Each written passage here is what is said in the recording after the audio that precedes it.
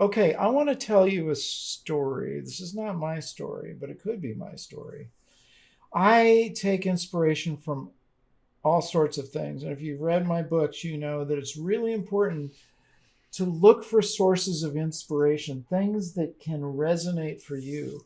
That's why I say go to museums, look in books of photographs, but don't just think in terms of photography for your inspiration. You can get it anywhere. And I get a lot of my inspiration from films and from documentaries in particular. I love documentaries. Well, there is on the Disney Channel, there's a series called Light and Magic, which is a documentary series about industrial light and magic. I was going to bring up, I've been there, and I was going to bring up some of my photographs, forgot to do that. It's in San Francisco in the Presidio, which was the army base, right? And it was deactivated and turned into, it's a beautiful setting in San Francisco. And George Lucas moved his Industrial Light and Magic to the Presidio. It's incredible.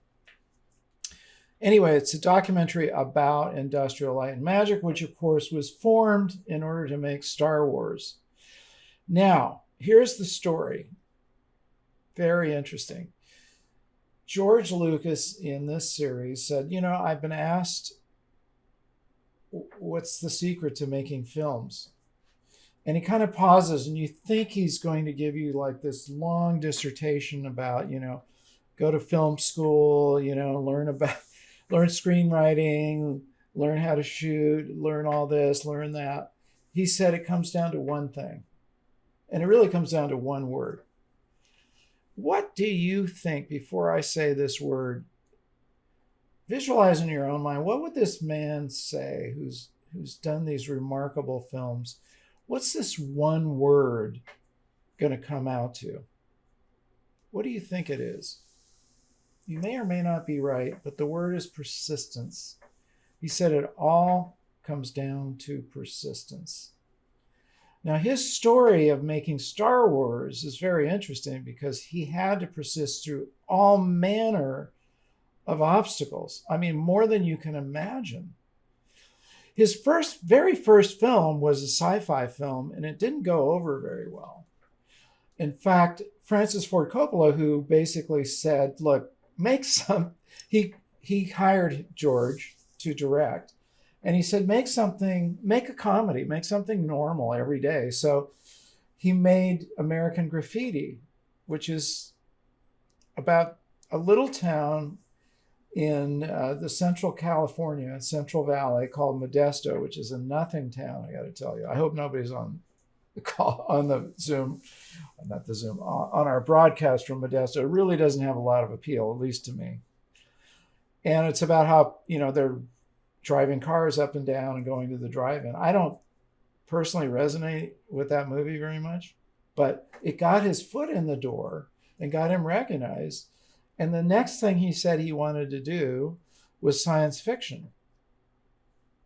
He got shot down, I think, by every major studio said, no, people don't watch science fiction. It's only for kids. It's out of date. You know, it's like Flash Gordon, that was in the 30s, and everything you can imagine just shot down the idea right from the beginning. And he finally did find a producer who was willing to take him on, but he wasn't even that interested in the movie himself. He liked George Lucas, and he thought, well, if I help him with this, maybe I can use him for other films. This is how unpopular Star Wars was at the beginning. We think of it as a household name, you know, like Disney or something. It was not. And he ran into all manner of problems. He was filming in England, but he had his special effects. Now, he had to create special effects out of nothing. There were no special effects houses like today there are. If you said, it cost you some money, but you could pretty much, anything you think of, you could go to any number of different special effects houses and they're going to make it for you. He didn't have such a thing. So he had to assemble a team of just wild and woolly characters that some of them had done special effects on their own as hobbyists, and some of them had done some with some corny movies and you name it. He had to assemble these guys in Van Nuys in LA, put them in this old funky warehouse in Van Nuys right near the airport. And then they didn't have equipment. Equipment didn't exist, so they had to build their own equipment. Everything was from the ground up. And get this, while he's filming in England, the special effects team is getting put together. He is not able to supervise it directly because he's in England. So they're coming along at a pace that does not match the film release at all. They're taking a lot of time because they're building the stuff from the ground up. He flies back, does not like what he sees, gets really upset with them, ends up in the hospital, right?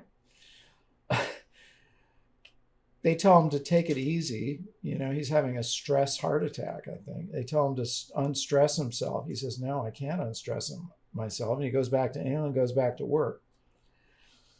Somehow overcomes all these different things. Meanwhile, the actors in England were not even that committed to the film. Did you know that? They weren't even that into the film. Alec Guinness, I guess these guys were ready to walk out, and none of them wanted to do overtime.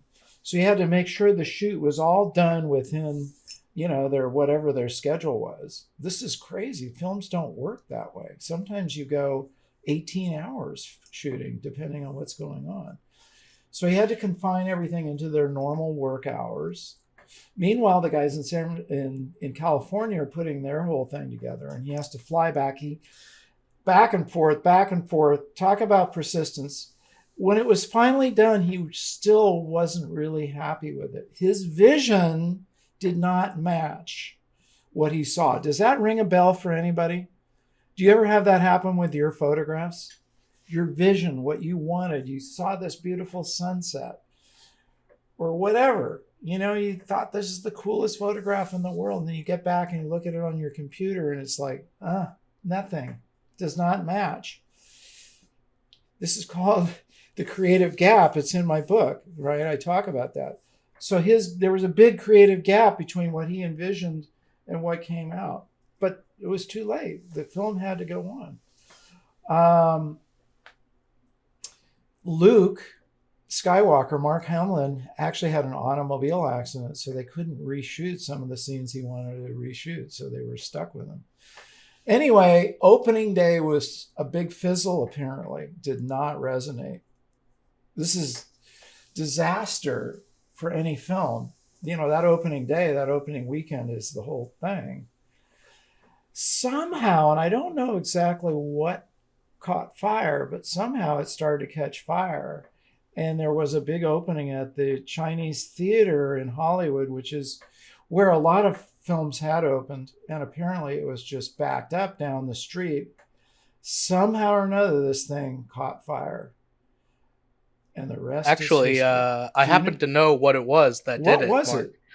it? There was another really famous filmmaker who had a film that was going to come out at the same time, Yeah. and they delayed their film.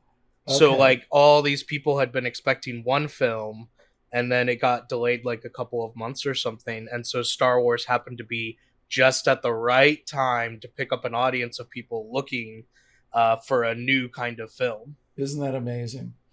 So this story is one to remember, you guys. Persistence. And in my critiquing, I'm going to make that kind of the underscored thing of where persistence could have paid off. And many times you've heard me say this, if you just waited a little longer, maybe you would have gotten the shot that you wanted. Ansel Adams famously waited 9 hours for the clouds to move in the way he wanted. Bob Holmes talks about waiting for that shot. Persistence.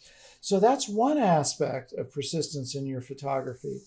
But there's another aspect. Let's say you are trying to move into being a pro photographer, and that's your goal. And you go at it and you market yourself and you put your stuff out there and you just sell a little bit of this and a little bit of that. And you're not sure this will ever be your day job and you're ready to give up. right around the corner could be your big break. I think I've told you my story. I was pushing on a lot of different things. I mean, I had stuff in magazines and I had shows and I did portrait sessions and I did just about any kind of photography I could think of, but it wasn't enough to support my family. And in the kind of the 11th hour, I stumbled into video. And that's when I got my big break with SanDisk, where they paid me to go out and interview great photographers. And of course, that opened my world of photography because guess what? I was getting educated the entire time by these amazing photographers. So it served a multiple purpose for me. But, I could have easily given up before that. So you got to persist. You got to take your goal, take your dream, your vision, never give up. Let that be a lesson to you. Okay? And by the way, check out, there's a lot of other really valuable information in those industrial, or it's called Light and Magic on Disney. I do invite you to watch it. Please subscribe and enable the bell so you don't miss any of our new shows. Like the video and please share it and leave your comments. I love hearing from you. And remember to get out and capture your own images of life.